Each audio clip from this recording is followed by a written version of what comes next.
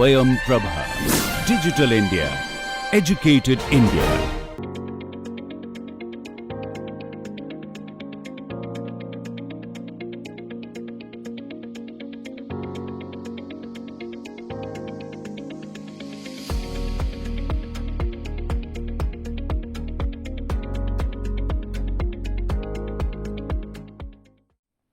Hello everyone, welcome to the second lecture of this module 1 of this course on Earth Systems Machine Learning for Earth System Science. So, in the first lecture we had mentioned that there are going to be 5 modules. The first module is going to be on spatio-temporal statistics. So, in today's lecture we will go over the basis of this basics of spatio-temporal modeling and some basic concepts of these statistics. So, the main concepts which we will cover today are, first of all, spatio-temporal random variables, which like we have already given a gentle introduction in the introductory video, and then next we will consider the spatio processes and then the stationary processes, and then we will go to spatial and temporal auto-regression concepts. So, first of all, in the introductory lecture we already considered some template problems. So, we may consider that, let us say there is a particular geophysical variable which we are going to measure at different locations and different points of times. So, let us say that we are recording hourly temperature at a particular location and every day. So, just to remember that this by particular location I may mean either a particular grid point or a particular like an in situ observation, that is at a single point. So, like which one we are considering is not important, it may vary from one situation to another. So, let us denote these observations by x dt. So, by that since the location is fixed, so the this superscript s, which denotes the location, we can drop it because it's there is only one and it is fixed. So, just let us focus only on the time. So, we denote by x dt, where d means the day and the t indicates the hour of the day. So, it may be day 1 6 am, day 1 8 am, day 2 12 noon and stuff like that. And so, now as we are mentioning this variable or this observation x dt, we will imagine it as some kind of a random variable. So, either we can consider all the observations to be following the same distribution f. So, which basically means that these observations are IID. IID means independent and identically distributed.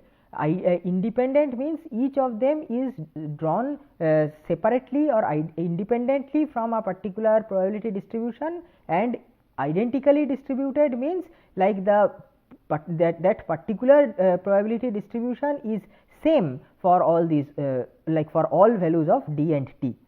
And on the that is one thing which we can do. The other extreme is just to consider that all the observations are separate random variables, that is each of them follow a distribution of f dt, means that they are independent but not identically distributed. In fact, all of them are following different distributions.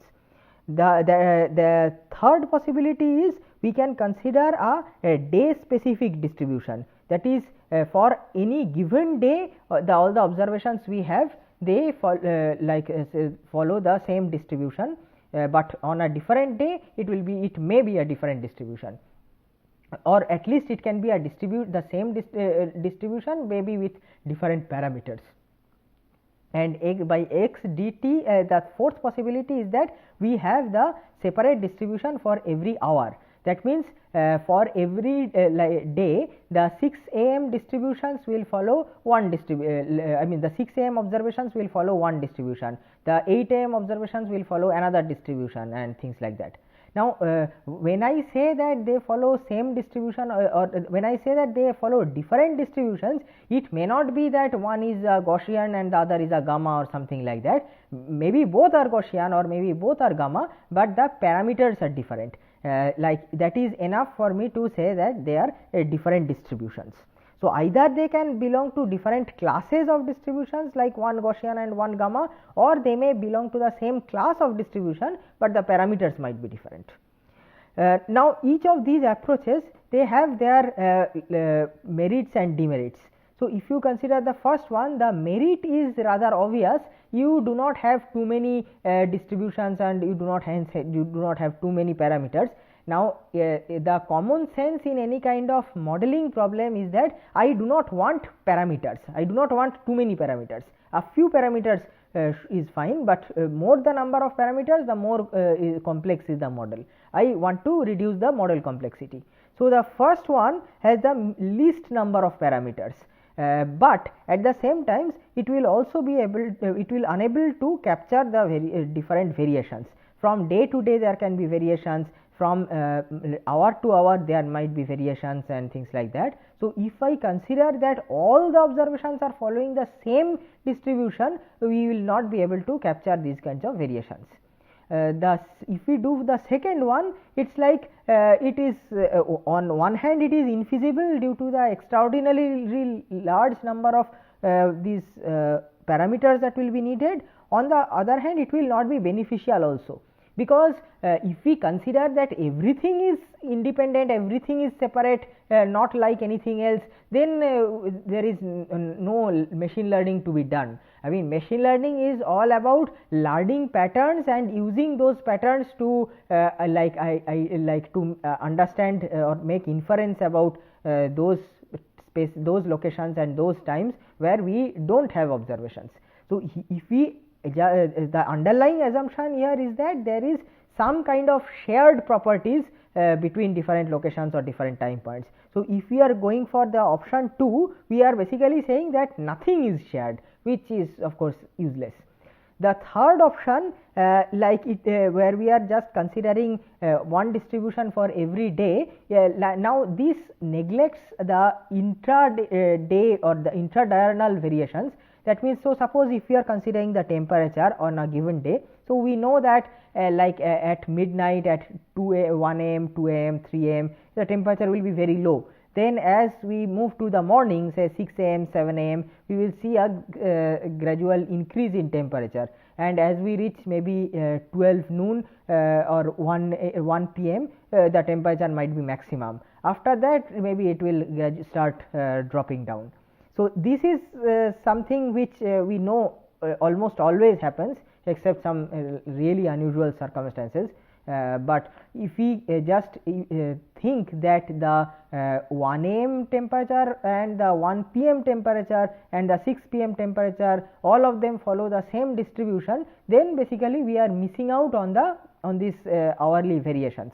I mean, you can of course salvage the situation by adding a big variance on this. That is like suppose you put the Gaussian distribution with a really large variance parameter, so that all the values are feasible. However, that still does not stop you stop this model from making a forecast that the temperature at say 12 noon is much lower than the temperature at say 8 am or some infeasible or unfeasible situation like that. So this is not a great idea. The fourth one, on the other hand, this can be an useful idea. Like here we are just saying that there is a particular distribution for 6 am, there is another particular distribution for 7 am, another distribution for 12 noon and things like that, and those distributions are same for all the days. Now this can be useful only if we are considering the days within a particular season. Like say for the month of February, if we consider these kinds of this kind of situation, that may make sense. But in general, the temperature at 12 noon should be very different in January and say in May and in September. So there is inter-seasonal variations in this matter. So this while it is able to capture the intra-diurnal variations, it fails to capture the inter-seasonal distributions. So none of these four things is perfect. Each of them has its own flaws. The first two are more flawed, the third and fourth are less flawed, but so like we may use third and fourth only in certain particular situations, but like both are also certain some kind of simplifications, and they are not foolproof. Now, if you consider the one particular property of these, like let us say we are considering the fourth option, that is we are going for time specific distributions. That is, we will say that there is a distribution for 6 am, there is another distribution for 7 am, there is a third distribution for 8 am and things like that. So, we saw that that has certain merits, and we and this can be useful if we are focusing on one season only. But even then there might like what it might be missing out on something more. I mean, okay, so like we are considering that the like the 6 am temperature of different days, they follow from one distribution. The 7 am temperatures of another of any day comes from another distribution, and the parameters of those distributions might be chosen in or estimated in such a way that the it is most likely that the 6 am temperature will be less than the 7 am temperature. The 7 am temperature will be less than maybe the 11 am temperature, which may be more than maybe the 5 pm temperature and things like that. But but if we are considering all the different hours as separate like random variables, I mean or following separate distributions, one thing that is missing out here is the relationships between the hour. That is like it might be implicit, as I said, from the choice of the parameters of these hour specific distributions, but if we like suppose we know some kind of a relation, we may not be able to that is, we know that usually from 6 am to 7 am there is a 4-degree increase, or from 7 am to 10 am there is another, let us say, 3-degree increase or things like that. So, we will not be able to bring in that kind of knowledge in this in this framework per se. So, what we are basically missing out is the correlation between the different the hourly random variables. So, let us say that Ti and Tj are 2 hours, maybe Ti means 6 am and Tj means 9 am. So, if you consider all the 6 am temperatures and all the 9 am temperatures, there might be a correlation between them. That is, if I consider the correlation coefficient, and now I expect you to know what is correlation coefficient. So, it is possible that that correlation coefficient is, let us say, 0.7 or something like that. That is, higher the 6 am temperature is, we can expect the 9 am temperature also to be correspondingly higher. So, now if we are going for this kind of a model where we are sampling the 6 am temperature and the 9 am temperature from two different distributions, we may not be able to have that kind of correlation between them, the kind of correlation which is observed in the data. So, this is kind of correlation, this is called as temporal autocorrelation. Now, this word autocorrelation, the word auto is used to mean that we are considering the correlation between the same type of variable. It is like both of them are temperature, both of them are the same geophysical variable x in general. It is not that one is temperature and the other is wind speed or something like that.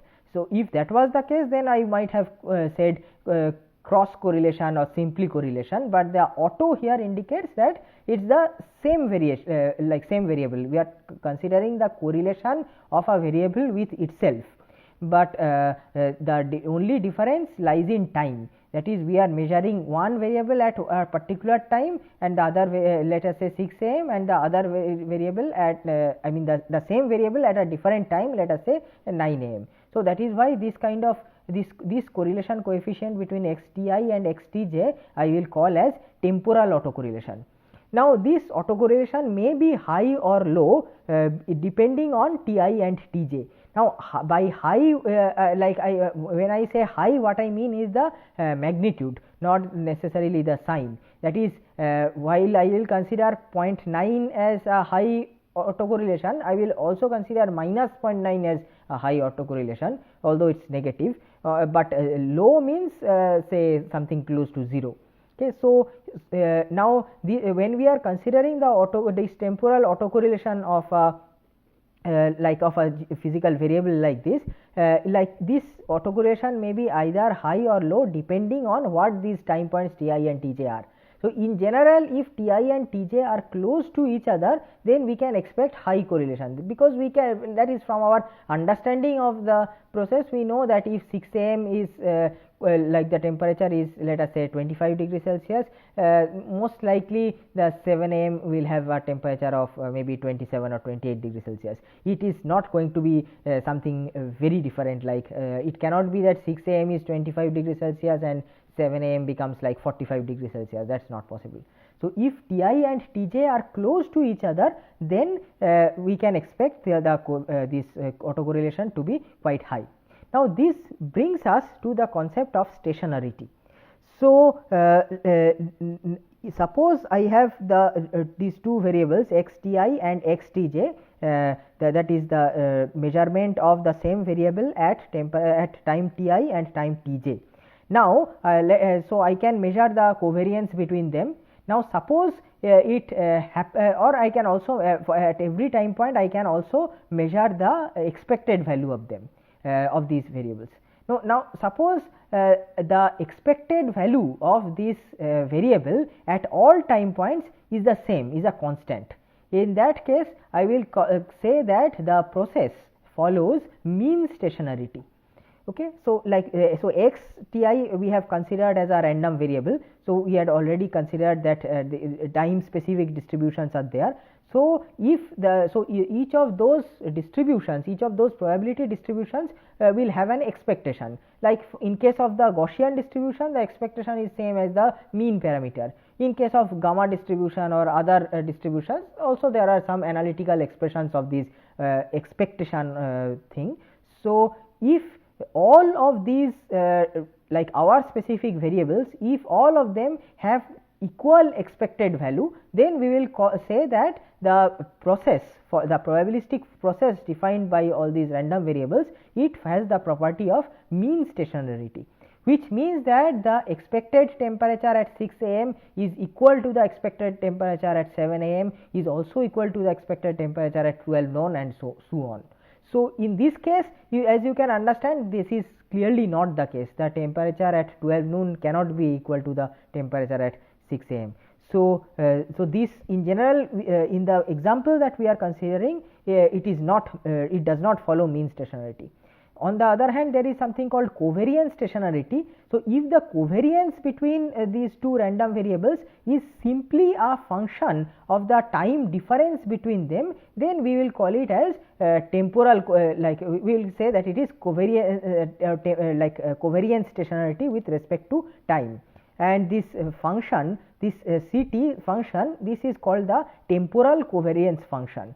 So that means whenever two time points have equal difference between them, the covariance between their corresponding variables is going to be equal. That is, the covariance between 6 am temperature and 7 am temperature is going to be equal to the covariance between the 4 pm temperature and 5 pm temperature, because both have equal difference of 1 hour between them. Okay. So so in both cases the difference is 1 hour. So what that equal covariance is going to be, that depends on a particular function Ct, which is called the temporal covariance function. So this also implies that the temporal autocorrelation, which we defined in the previous slide, is also going to be a function of Ti and Tj. Okay. Now based on the concept, or close on heels of this concept of correlation, comes the concept of regression. So suppose like xt, the covariance between two random variables xti and xtj is non-zero. That is, if that is the case, then the question is, can we then express one as a function of the other?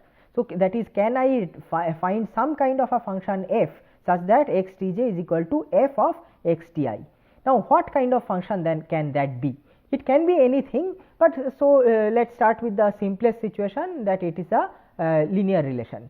So, we say that xtj is equal to a times xti plus b, where a is and b are some we can say that a is some kind of a scaling constant and b is a random is some kind of a random noise.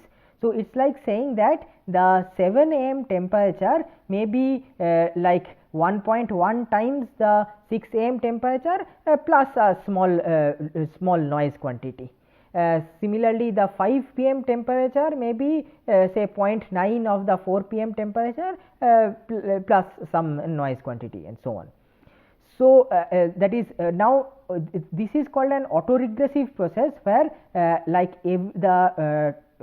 at every time point I am trying to predict the corresponding random variable or trying to express the corresponding random variable as a function of the previous time point. So, for 6 am I will consider the 5 am, for say 11 am I will be considering as 10 am and so on, with a small like noise term. On the other hand, I can generalize it to the kth order autoregressive process, in which instead of considering only the previous time point, I will consider the previous k time points.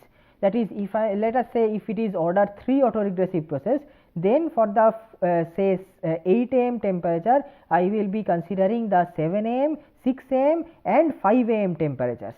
And so, needless to say, as we increase this order of the autoregressive process, the number of these parameters also keeps on increasing. That is, for each, so these variables xti or xti minus k, these we can call as the predictors, and each of the predictor has its own coefficient.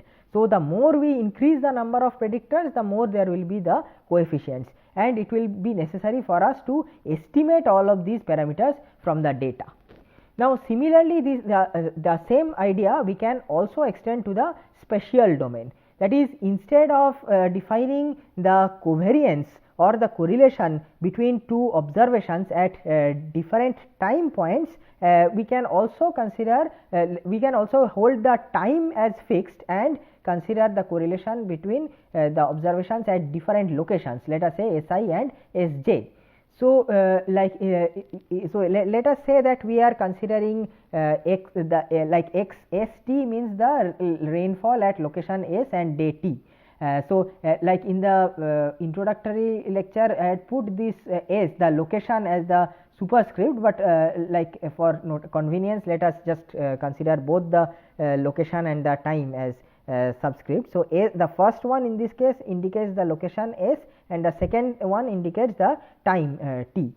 So, now let us say that these for xst, it is not a is specific to some location. So, that is it is independent of time, but it is dependent on location. So, that is why I have written as fs, that is every location has a corresponding distribution over the variable. Now, we consider the what we can consider is the correlation between the x at different locations. So, let us say you have Si and Sj, two locations, and we are considering the covariance or the correlation between the corresponding variables. So, again we can define the concepts of stationarity. So, mean stationarity will basically mean that the expected value is same at all locations, it is independent of the locations. And covariance stationarity will mean that, again just like the temporal covariance stationarity, if we consider any two the variable or the observation at any two locations, and if we consider their covariance, that covariance is going to be just a function of the geographical distance between the those two locations. So, in the previous case we had the difference between those two time points. In this case we are having the difference, that is to say the geographical distance between the two locations. So, any two locations which are equidistant can expect to have roughly the same covariance, and it is so this Cs, this in this case is called the spatial covariance function. In the previous case we had a temporal covariance function, in this case we have a spatial covariance function. So, this basically means that the spatial autocorrelation between any 2 points is a function of their distance, and like we may in general we may expect that if two locations are close to each other, then they may have very high correlation, and if they are far away from each other they may show very low correlation. Again, by high or low I am talking about the magnitude. So like this is sometimes referred to as the first law of geography, which says that everything is related to everything else, but near things are more related than distant things. So like suppose I am considering the temperature between the temperature at Kharagpur and in Kolkata, and I am measuring the covariance between them. So I can expect that covariance to be quite high, because they are very much dependent on each other. It's whenever we know that whenever Kolkata has high temperature, most likely Kharagpur will also have high temperature, and so on. So we can, if you consider their correlation coefficient, it may be something close to 0.8 or 0.9. So some of you may actually do this as an exercise and actually grab some data and take different pairs of locations which are close to each other, let's say Kolkata Kharagpur, or maybe Chennai Bangalore, or Mumbai Pune, and things like that, and see whether what their the correlation between their various geophysical variables are. On the other hand, if we are considering, let us say, Kharagpur and London, or Kharagpur and New York, we can expect a very low correlation. I mean by low correlation I don't mean say minus 0.9 or something like that, I mean something like 0. Okay. So in general, when this distance is low, I can expect high correlation, and when there is high, we can expect low correlation. So one possible example of this covariance function can be this one, which satisfies this kind of a property. So the temporal covariance function may also be defined like analogously. So like when we because which follows the same properties. Now just like we considered the temporal auto-regression, similarly we can consider the spatial auto-regression also, where we may want to express the observations at one location in terms of the observations at some other locations. That is, I can express x at Sj as a function g of x at Si. And once again, just like the previous case, the simplest assumption is the linear relation, like something like this, where a and b where a is like a scaling constant and b is some kind of a random noise. Okay, so and in this case also we can, instead of an a simple order 1 autoregressive process, we can go for an order k autoregressive process, where we are using the k location, the measurements at k different locations as predictors for one particular location. And so then the question arises, how to estimate the coefficients like a. So as you know, when we have linear regression problems, we can estimate their various parameters using the least squares method. We can also look at that method in a slightly different way. So by focusing on these random quantities, the random noise. So at every time point or at every location, we have this this noise parameter, which is the difference between its actual value, the observation, and its expected value, which is like this a times x of Si. And we know that these noise, they follow the Gaussian distribution. So let us say that we put this, we imagine they follow the Gaussian distribution like this. So we what we do is we try to use the maximum likelihood function. So we try to choose these parameters in such a way, this parameter a in such a way that the joint distribution of all the daily noise is maximized. So we write the joint distribution. So remember that they are all these noises, they are all independent. So their joint distribution is nothing but the product of their individual distributions, which is just this Gaussian distribution. And here Bt, we know that Bt can be expressed in this way. So I can estimate the parameter by solving this. We can just write the derivative, equate it to 0, and solve for the parameter a. And so for a good reference for all the materials which we covered today is this Handbook of Spatial Statistics by Gelfand and all. You will find all these necessary concepts with various examples. So that brings us to the end of this lecture. Thank you everyone. we will continue our discussion on spatio-temporal statistics in the subsequent lectures. Bye bye.